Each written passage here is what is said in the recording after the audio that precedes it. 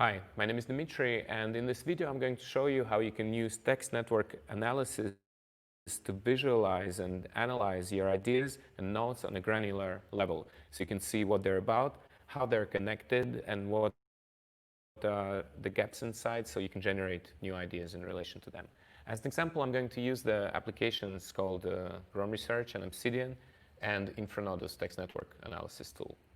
So maybe you already know, Rome Research is a note-taking app that allows you to make connections between different notes using square brackets. So you can make links between all your different documents.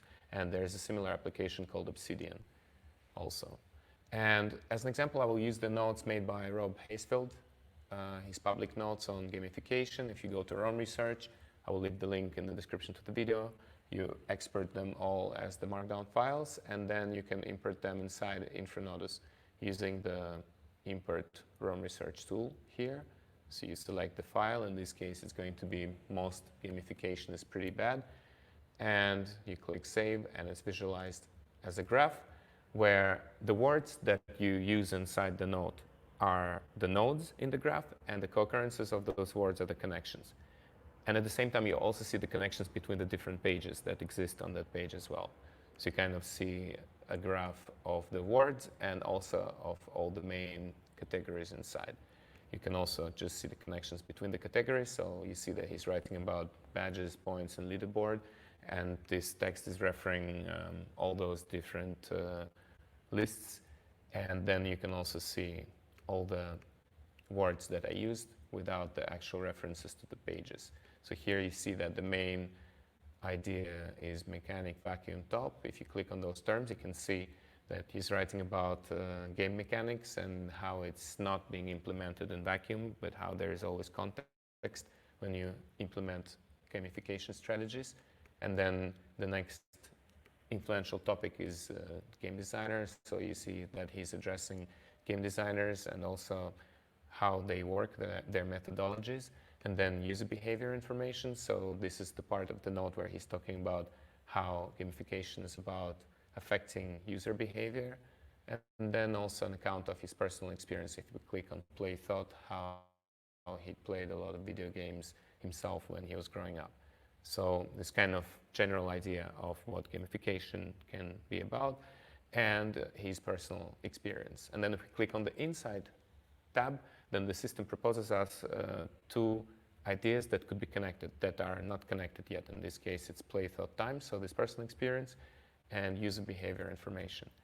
If we connect them both, we will generate new ideas. So for example, how does your personal experience relate to the fact that gamification is interesting from the perspective of how it affects user behavior? So how was your behavior affected by the games that you've been playing? And maybe this is an interesting question to make to yourself or in relation to this note, for example. And then we can analyze another note. So for example, in this case, it's going to be a note that you made on the Headspace app.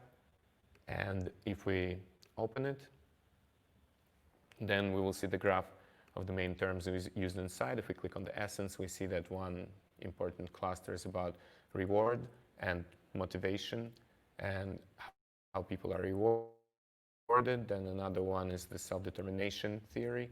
So we see that this theory is about motivations that we have that are based on 3 drives for competence, autonomy, and relatedness. Okay, so then we can click on meditation. So this is a cluster of notes about meditation and how it works inside the app. And then narrative game player. So how important it is to create a narrative for a player in the game. And then this also gives us a pretty nice general idea of what this note is about. If we click on the Insight tab, we can see the proposition to connect the idea of the narrative to how meditation works. So what kind of narrative you could create in your meditation process, let's say, and how you could also use your achievements as a reward system to motivate you to move further along this path. And now, if we click on See All Graphs, we can also see how these two nodes are connected together. So what is the relation between them? We see that, in fact, there are the main topics here, gamification.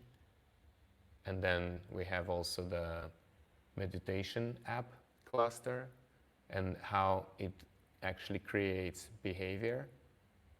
And also there is a node here on the different rules, points, and game design strategies that I use to influence user behavior. Then we can also go in the filter and, for example, see only the connections between the categories. So we see that self-determination theory is connected to the leaderboards, points, and badges. And we can also see just the main terms inside how these two topics connect. So we see that one is the game gamification, users and people, how games affect their behavioral changes and how they create new behaviors, the mechanics of that here, and the meditation headspace app as an example. So then we have quite a nice representation of what these nodes are about. You can, of course, import several of them, but it's nice to do it one by one and to use the graph as the actual exploration mechanism on every node that you import, so you can better understand what it's about and how you could develop your ideas inside this particular context. And then, of course, you can also use the view all graphs and then see, how all these ideas can actually connect together.